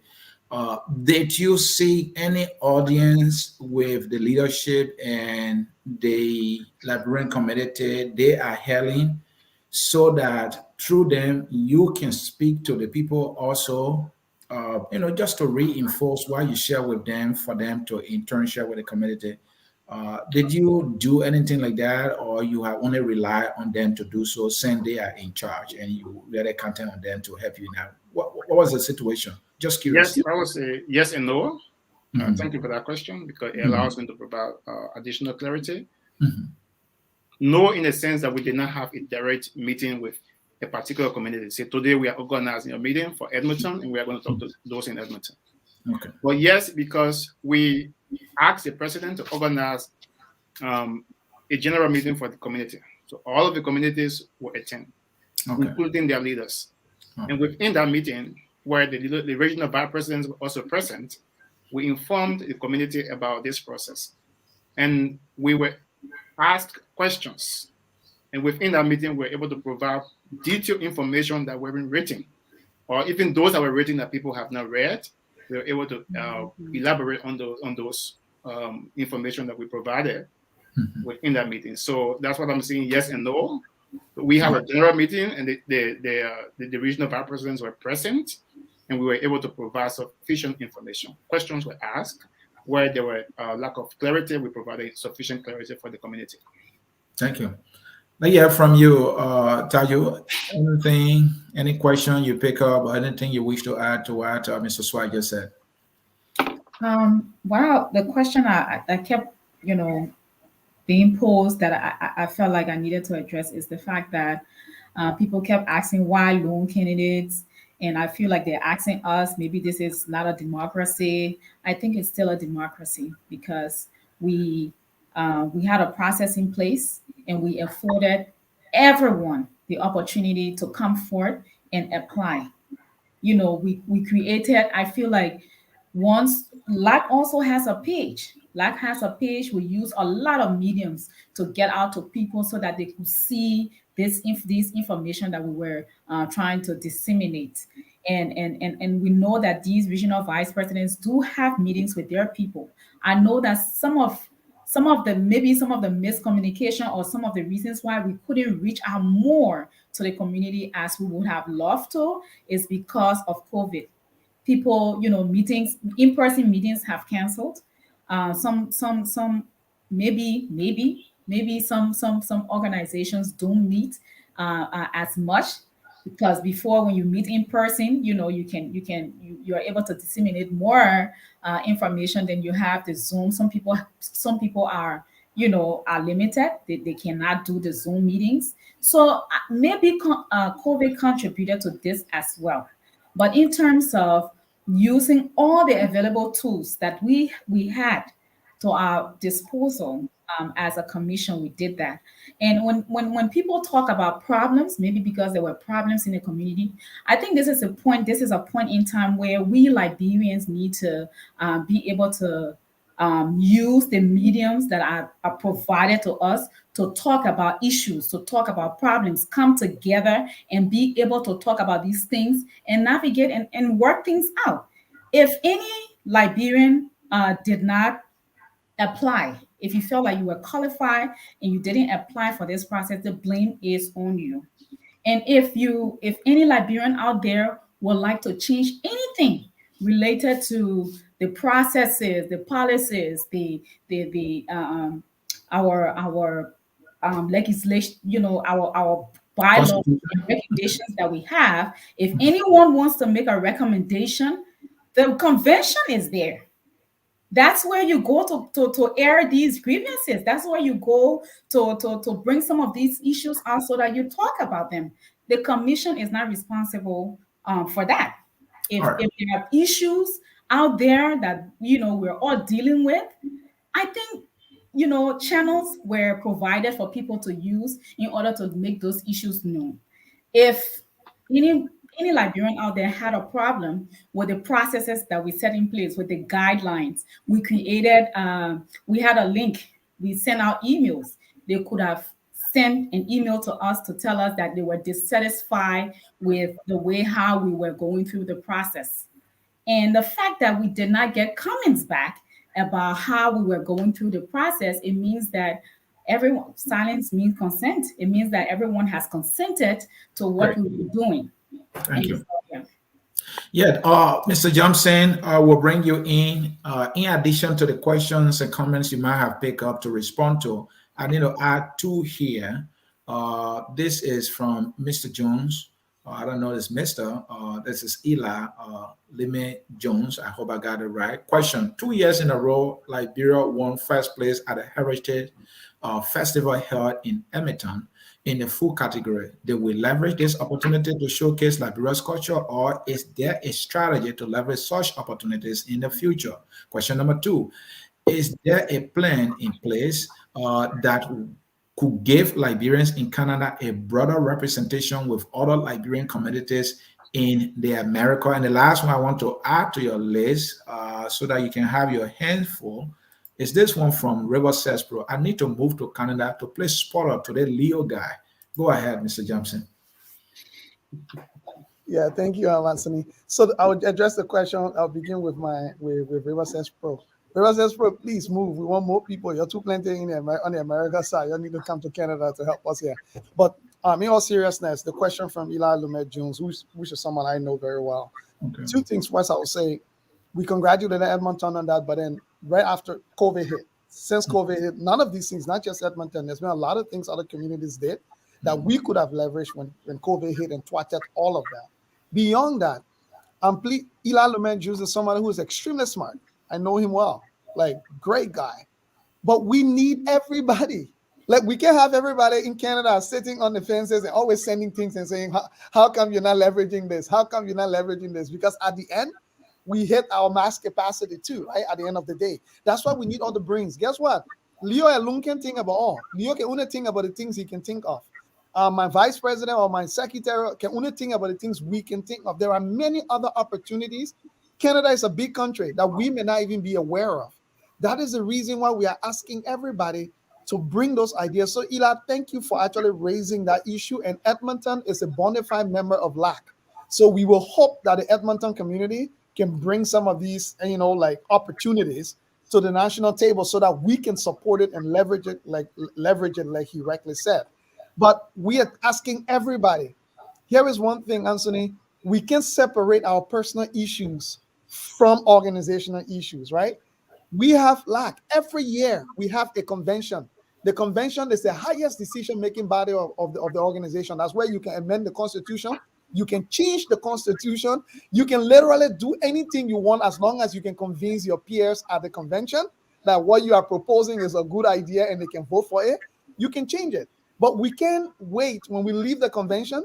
You don't participate. And then when we come out, people say, oh, the constitution is not enough. It's missing a whole lot of things. Please help us bring it. And what I would say is, to everybody is this, Anthony, I've traveled every city in Canada that is a member of LAC, every single one. I've held town hall meetings to hear both people who disagree with us and people who agree with us to say, we want to hear everything that we haven't been doing well and what we've been doing well. And every opinion and views that we got from those meetings, we've taken them in. We've worked on most of them. I will not say they and say all of them, but we've made improvements. So when people say they don't know about LAC, just to support the Election Commission chairman on the website, whenever they've made decision, they send it down to me and say, Mr. President, you and your team, please disseminate this information to the community.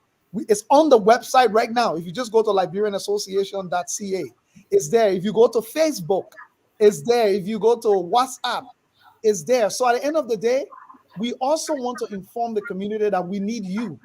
And LAC does not work as an individual. There is no individual membership.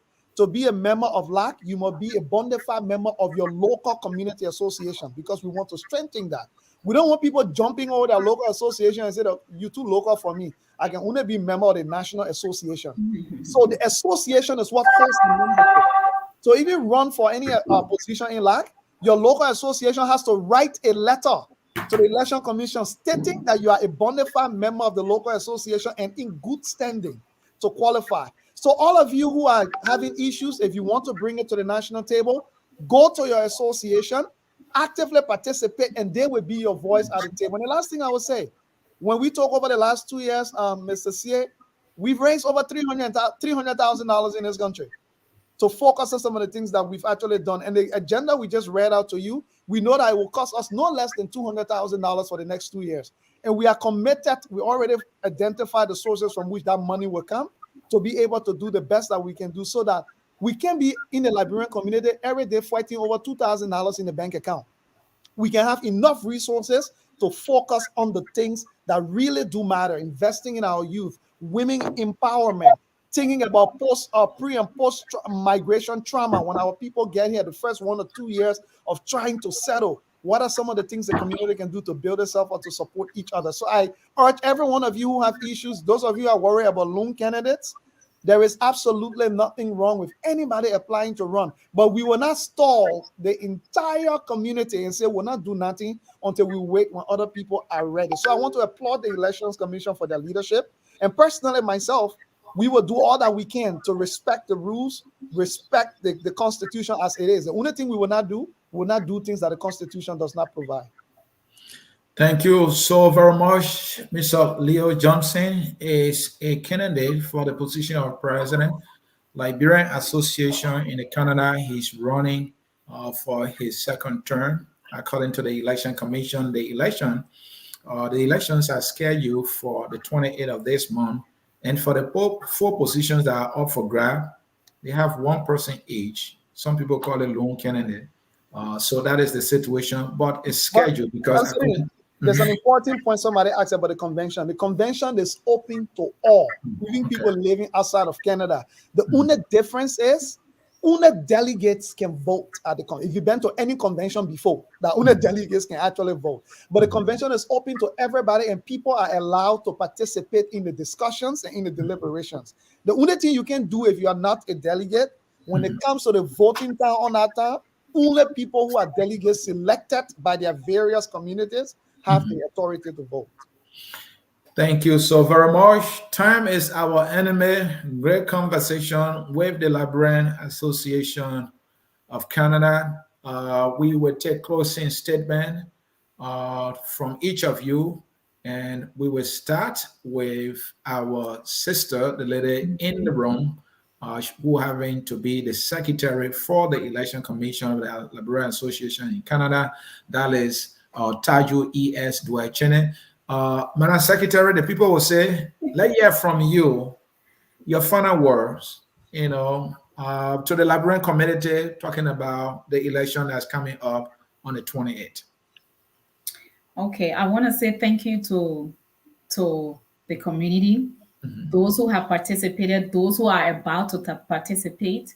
I want to say thank you in advance. And this is your process. Everything we're trying to do as a commission is for you, our people. And we hope that, you can come forth on elections day and do what you're supposed to do. Support your president, support your lone candidates. As I know, I started the word lone candidates, but they are only, they are lone candidates. But the good thing is that we have people who have volunteered for these positions. They are not vacant. And so we just want to thank all those who apply for the process, and to the volunteers, because for now, they don't get paid. Mr. Johnson for the office of president, Eugene Blawa, candidate for vice president, Ethel Harmon is general secretary, and Adam O'Neill. I want to say thank you so much for volunteering, and thank you so much for the work that you've done in the past. To my colleague, I want to say thank you so much for the work you've done. You have worked so hard. You have worked so hard, and I try my best to support you and everything, Mr. Anthony. I want to say thank you for giving us this platform to be able to talk to our people and to be able to sit here and answer all the questions that they have. Thank you so much. Thank you very much. It was good having you and explaining to the Liberian community the work you have been doing at LAG to ensure that there is an election to select your leaders. That comes to you, Mr. Swa, final words that the people need to hear from you to make the election, to put a final nail in the coffin. They hear from you. Thank you, Mr. Sia. I want to say a big thank you to Focus on Liberia and the Emmanuel Service Show for hosting this event. I also want to thank our community for listening in and our listening audience from the outside of Canada. We say thank you. Without you, we wouldn't have had this event. My secretary has said most of what I plan to say as a closing statement. I just want to encourage our community in Canada. Uh, from the beginning of the show, when we presented an overview of the elections, there were questions asked on, I think you put it in a way, I think you said voter fatigue. But I want to say that on a serious note that the elections is not just all about voting. We encourage our communities. I haven't checked to see if all of the communities haven't submitted their list of delegates, but we will encourage you because those that you are sending to the convention will make decisions not only about the elections, but about other things that you consider very dear to you. If you are in Edmonton and you want to make changes in LAC at the national level and even within your communities, you have to participate. If you don't participate because you feel there is a lone candidate and you think that, okay, it's not important that we send our delegates, you will complain for the next 2 years. And I would say in a very fair way that no one listen to you because we work with the Constitution and we wouldn't change the Constitution because of your complaints. So I just want to say that as a way of encouragement to encourage our communities to participate. It is not easy to develop as a people. It is not easy to develop as an organization. Take even the United States, for example, where they are now, they were in there like 100 years ago. Where their constitution is now, it wasn't at that levels even 50 years ago. And so we will continue to evolve as people. And so I want to encourage our communities. This is a strong community. I have lived in Edmonton. I've visited other communities across Canada. This community, Liberian community, is blessed with lots of intellectuals. We have to work together. And when we work together, we are a small people compared to our sisters and brothers down the south, but we can be a very powerful force in not only in North America, but in the diaspora. And so I encourage all of you, Liberians in Canada, to get involved. You might not like a lot of things, you might like a lot of things, but the only way we can progress as a people is to work together. So I encourage you all to work together. Thank you very much for this opportunity, Mr. Host. Thank you so very much. Mr. Leo Johnson, presidential candidate. Let's hear from you. Final thoughts. You are muted, Leo. Thank you, Mr. CA, and thank you also to the Elections Commission Chair. Thank you to the Elections Commission Secretary as well, Taju and Kelvin, for your sacrifices and the work that you've put in to get us to this point. I would just like to say to everybody that we are at a crossroad as a community, and no one person is more Liberian than the other, and no one person owns this community. Today is Leo Johnson is sitting on his hot seat. I'll be gone tomorrow. So it is up to us to continue to build our community. Here is the one thing I will say. Regardless of the outcome of these processes, I will be open to everybody, even the people who disagree with me and the people who agree with me also, because at the end of the day, they both deserve an equal place at the table. I may not listen to everybody. I may not take everybody's advice, but at the very least, we will give you the audience to ensure that you are actually heard. I'll say this to everybody. The one thing I can assure you is that we will work. We will do the work that is required to make sure this community thrives and heads to the direction that it's supposed to head. And the one thing I would tell everyone, do not sit on the fence and just criticize when you have an opportunity to actually impact what could actually happen. Like I said, 2 years will be gone by. 2 years I got elected 2 years ago. I was sitting here. 2 years have gone by. Let us not sit and say, oh, because the president is there, I don't like them. So I will just chill until that person leaves. Because if this community dies, we all will suffer. If this community does not thrive, we all will suffer. Let us not replicate the same challenges we say we ran away from back home to actually come here.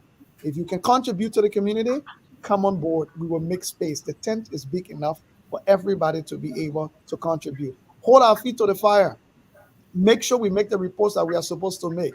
Hold us accountable for the things that the Constitution requires us to do and the things that we've committed ourselves to do. So I'm hoping that the convention on this coming Saturday and the elections on Sunday, that we will see everybody show up. Before you criticize the process of the convention, at least come.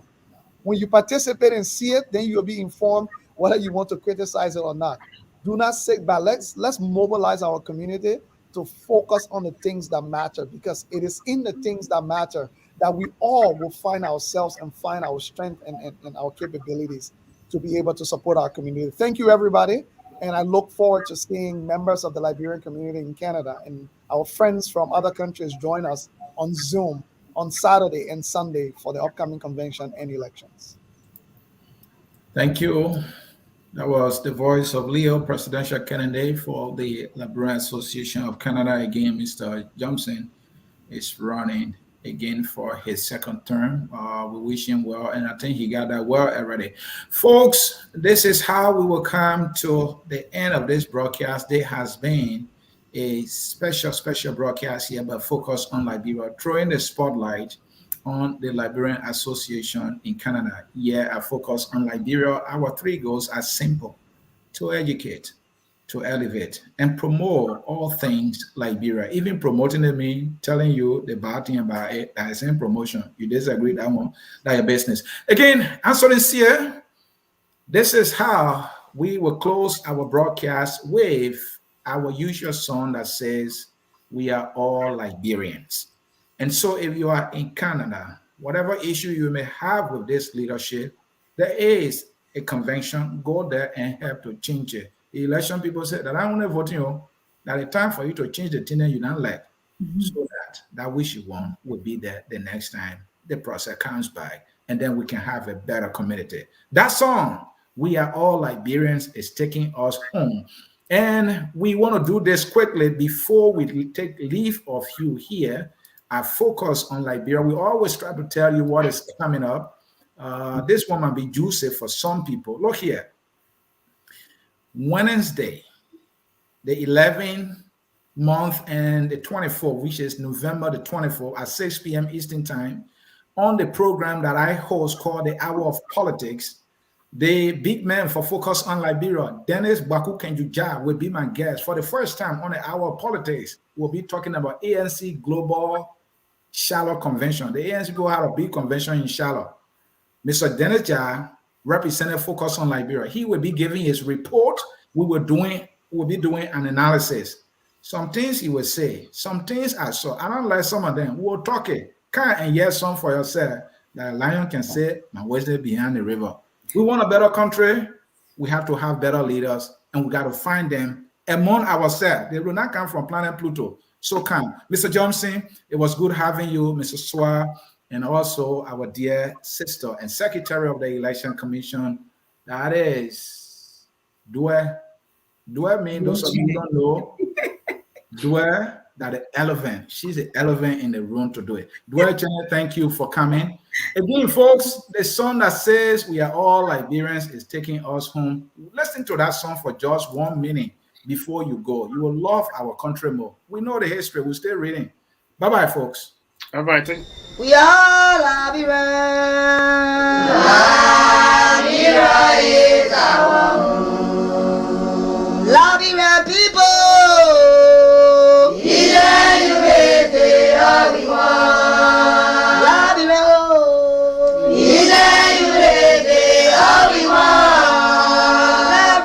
Liberia.